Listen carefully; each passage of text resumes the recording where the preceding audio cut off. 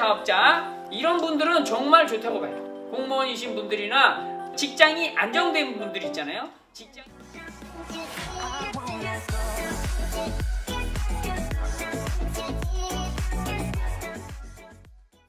안녕하세요. 빌딩남자입니다. 여러분, 제가 오늘은 임대사업자에 대해서 말씀드릴게요.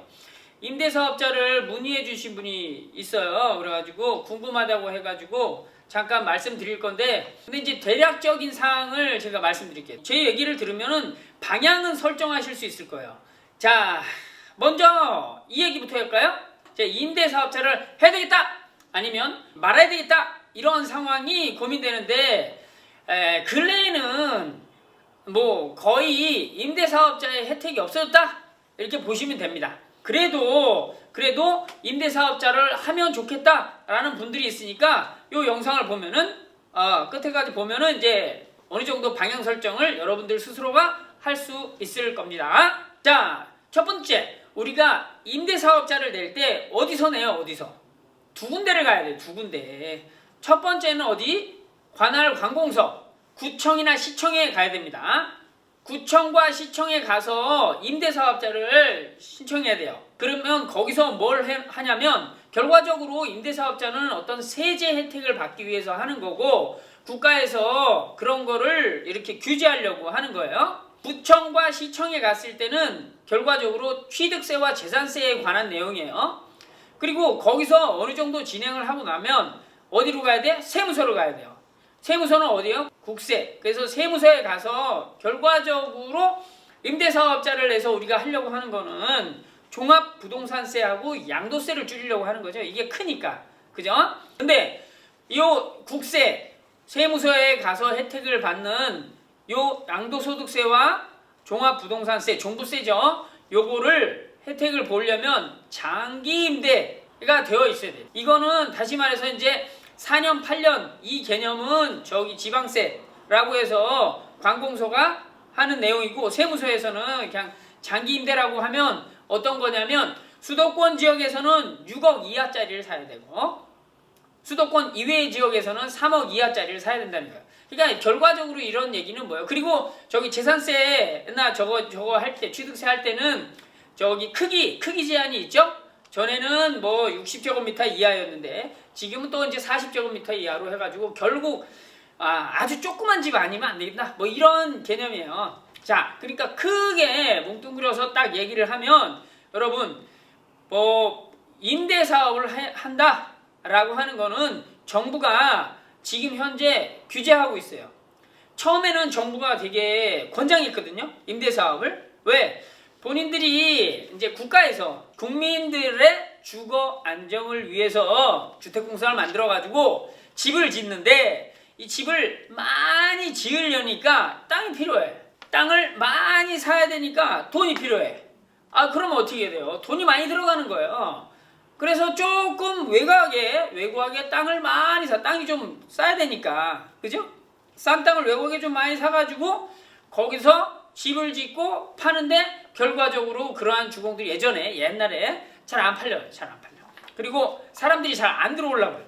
그런 상황이 됐어요. 그래서 서울 시내에 있는 집들은, 그리고 이제 주거가 밀집되어 있는 집들의 공간에서는 이미 집들이 다 있기 때문에 주택공사가 또 국토교통부가 지금도 땅을 사가지고 뭘 할 수 있는 역량이 좀 안 되는 거예요. 그래서 차라리 그러면 일반인들이 자기 집을 가지고 우리나라에서 하는 것처럼 임대사업을 하면 우리가 취등록세도 면제해주고 때로는 이러이러한 혜택을 많이 주겠다라고 예전에 만든 거예요. 근데 근래에 와서 어떻게 됐어요?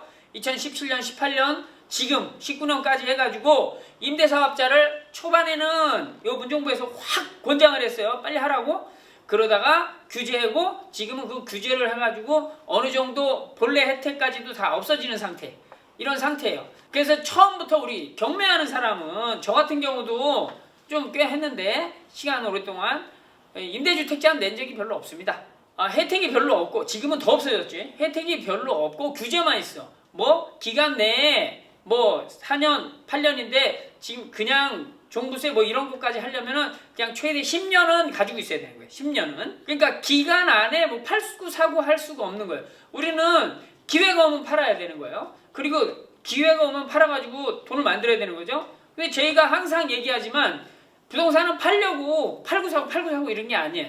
근데 가지고 있다가 보면 팔려는 기회, 팔으라는 기회들이 와요. 그때 확실하게 빨리 팔아야 돼. 그래서 자본금을 만들어야 되는 거죠.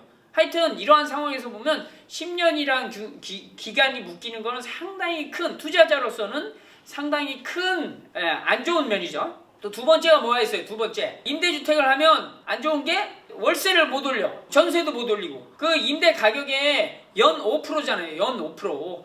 연 5% 이상 증액을 못 한다는 거예요. 근데 요즘에 전세값이 뭐 2년 지나면 훅 뛰고 2년에서 10%라고 하는 거 아니에요. 계약을 다시 할 때 이제 5% 정도라는 거예요. 5% 정도. 그러니까 집값이 막 뛸 때는 전세도 막 올려봤는데 그걸 못 하는 거죠. 월세도 마찬가지고 그것도 못 해. 그래서 또 이런 경우도 있죠. 우리가 집을 샀는데, 경매를 사건 일반 매매를 샀는데 이걸 임대 놓으려고 했는데 세가 잘 안 들어와. 상황이 그래가지고 난 빨리 놓고 싶어가지고 가격을 옆에 집에 한 3분의 2 가격으로 한 30% 낮춰서 세를 냈다. 그래서 빨리 나갔어. 근데 이게 만약에 주택 임대사업자 해가지고 좋다고 해가지고 주택 임대사업자를 딱 냈더니 결과적으로 어떻게 돼? 가격을 올려서 내야 되는데 기존에 계약자가 있으니까 그냥 그걸로 신고했더니 그거를 매년 5% 이상밖에 못 올리는 거야. 그러니까 30% 싸게 놨는데 다음 계약 기간에는 확 올려야 되겠는데 그걸 못 한다는 거죠. 그죠? 그리고 예전에는 4년, 8년 그거 기간만 지나면 됐었는데 지금은 또 그것도 안 되죠? 계속해서 이제 여기 월세를 높이 올리는 그 증액 상한제가 있어가지고 못 하는 거야. 아무튼 이런 단점이 있어요. 그러니까 임대사업자를 안 하는 이유가 뭐였어요? 기본적으로 뭐 혜택도 있지만 의무가 있는 거예요. 의무가 월세를 못 올린다 라는 거 하고, 월세를 조금밖에 못 올리는 거죠. 그 다음에 또 뭐 있어요?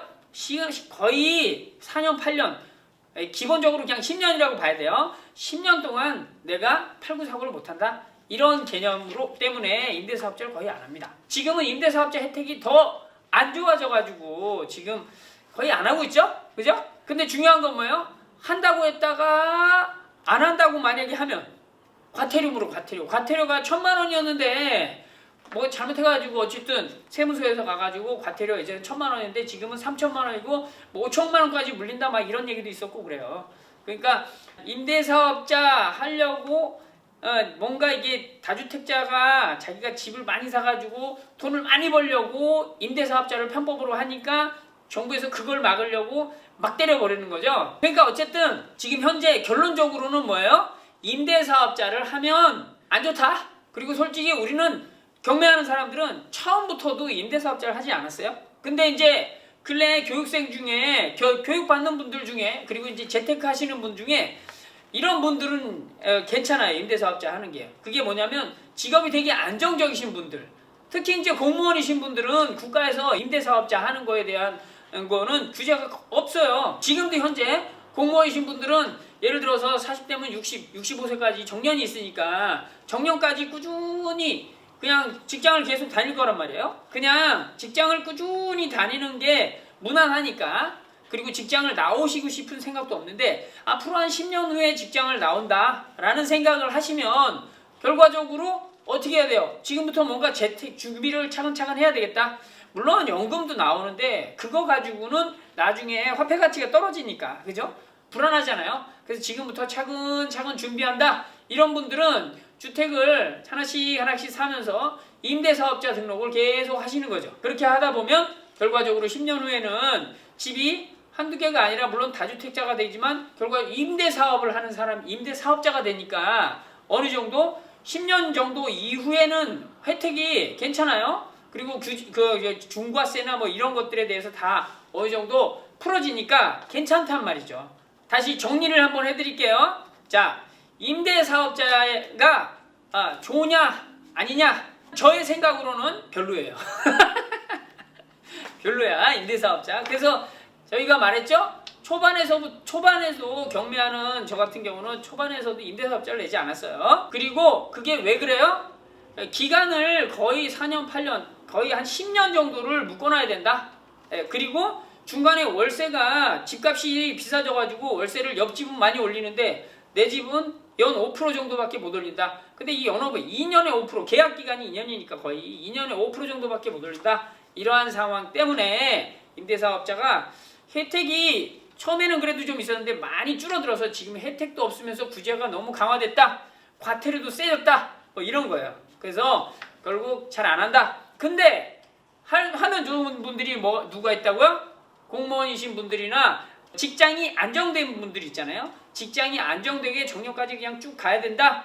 그래서 한 10년 이상은 내가 그냥 가만히 주택을 가지고 팔고 사고 이렇게 할 필요 없이 그냥 집을 사놓고 임대사업을 하면은 충분히 좋겠다.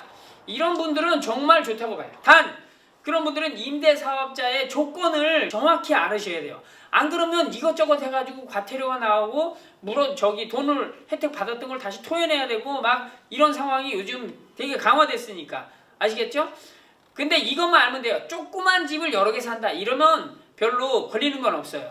그리고 혜택도 잘 봅니다. 자, 오늘 빌딩 남자의 임대사업자 하는 게 좋은지 안 하는 게 좋은지 이거에 대해서 알려드렸습니다. 다음 시간에 또 뵙겠습니다. 안녕.